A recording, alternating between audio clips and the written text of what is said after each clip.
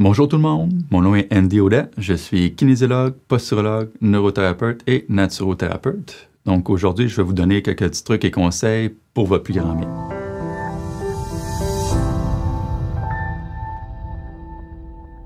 Pour commencer, on va faire un petit exercice qui s'appelle le bercement dorsal actif. Ce petit exercice-là vient de l'entraînement rythmique fait par Bloomberg. Donc si jamais vous voulez regarder un petit peu plus loin sur ces principes-là, l'exercice comme tel aide au niveau de la gestion du stress. Donc, on peut utiliser ça comme petit outil, puisque en étant sur le sol, on est en position vraiment de base, relax.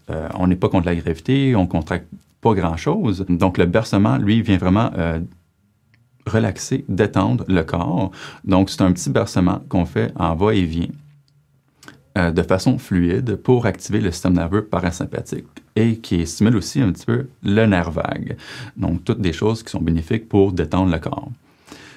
Aussi, faire cet exercice-là active en partie aussi le système vestibulaire, donc qui vient activer un peu les chaînes musculaires antérieures et postérieures, qui viennent donner un peu plus un meilleur équilibre entre les deux. Donc, pour les gens qui, au niveau postural, sont parfois un petit peu plus par en avant, hein, comme si la tête, on aurait l'impression de partir en sprint, peut-être pas aussi intense, mais un peu comme ça, juste pour imaginer. Ça peut aider à ramener le corps un petit peu plus à la verticale. Donc, ça peut déjà aider à diminuer des tensions, des fois, au niveau du bas du dos, des ischio-jambiers, des mollets, ces choses-là, puisque tous ces muscles-là nous tirent pour nous garder tout droit, alors que, techniquement, on est comme penché par en avant.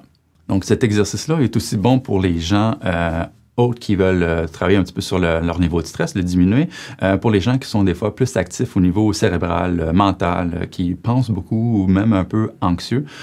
Donc, faire ça, ça peut aider à diminuer un peu toute l'activité cérébrale pour justement aller chercher un moment de détente et de relaxation. Certains de mes clients m'ont aussi mentionné qu'ils aimaient faire cet exercice-là avant d'aller se coucher, puisque ça leur permettait de se détendre à leur fin de journée. Puis ils se sont rendus compte qu'ils dormaient un peu mieux aussi en faisant cet exercice-là. Donc, si jamais c'est quelque chose que vous voulez essayer, la porte est ouverte. Vous avez juste à l'essayer, à le faire et à remarquer si jamais il y a un bénéfice à ce niveau-là. Donc maintenant, pour l'exercice comme tel, il se fait au sol, couché sur le dos. Les jambes pliées, pieds au sol, mains sur les côtés du corps. Donc, ce que vous allez faire, c'est, avec un bon ancrage au niveau des pieds, simplement plier et déplier les genoux. Donc, on va travailler beaucoup plus au niveau des cuisses. Donc, au niveau musculaire, c'est là qu'on va sentir l'activation. Et ensuite, le bassin et la tête devraient faire comme un oui. Au départ, ça se peut qu'il y ait certains mouvements qui sont un peu plus difficiles. Souvent, ça arrive plus souvent à la tête, que ça bouge un peu moins bien, mais c'est en partie normal, ça va se régler à force de le faire. Ça va aller un peu mieux. Pour certaines personnes, ils vont plus pousser pour initier le mouvement, d'autres vont plus tirer pour l'initier, mais le but, c'est de juste débuter le mouvement, puis après ça, le suivre fluidement en va-et-vient. Idéalement, il faut le faire à environ 1 à 3 minutes. Si jamais vous ne faites pas le 1 minute, c'est pas bien grave. Il y en a que des fois, au niveau de l'endurance musculaire, ça va fatiguer un petit peu avant. Vous faites ce que vous pouvez, puis graduellement, vous augmentez votre temps d'exécution. Ce qui peut vous aider aussi à faire l'exercice ou à rendre plus fluide, donc c'est de faire le geste que je viens d'expliquer, donc le mouvement rythmique de va-et-vient, et à mi-chemin, mettons, si vous décidez de faire 1 minute de l'exercice, vous faites 30 secondes. À mi-chemin, vous collez les genoux ensemble et vous les balancez de gauche à droite lentement. Donc, vous partez du centre, vous allez vers la gauche lentement, donc environ 7 secondes, un aller-retour. Ensuite, vous faites le côté droit aussi. Faites ça 3 allers-retours en tout. Et ensuite, une fois que c'est fait, vous réinitialisez le mouvement de bercement dorsal.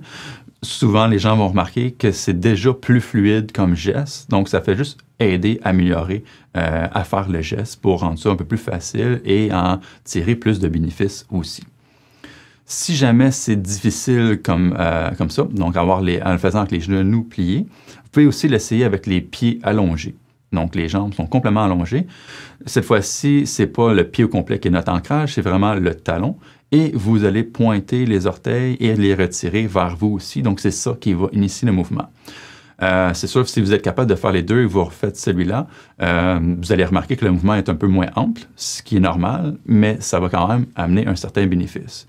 Pour ceux qui sont plus capables de faire celui-là versus celui les genoux pliés, Ça se peut que vous sentez plus les mollets, les tibias aussi travailler un petit peu plus au niveau musculaire versus l'autre qui fatigue un peu plus les cuisses, pour ceux qui ne sont pas habitués. Si jamais l'un ou l'autre n'est pas facile à faire, on a une bonne difficulté, il y a potentiellement quelque chose à aller vérifier un petit peu plus loin à ce moment-là. Il faudrait peut-être venir me voir en clinique pour travailler les éléments qui peuvent bloquer au geste. Parce que, techniquement, tout le monde devrait être capable d'exécuter ce geste-là. Laissez-moi un commentaire si jamais il y a quelque chose ou contactez-moi. Merci.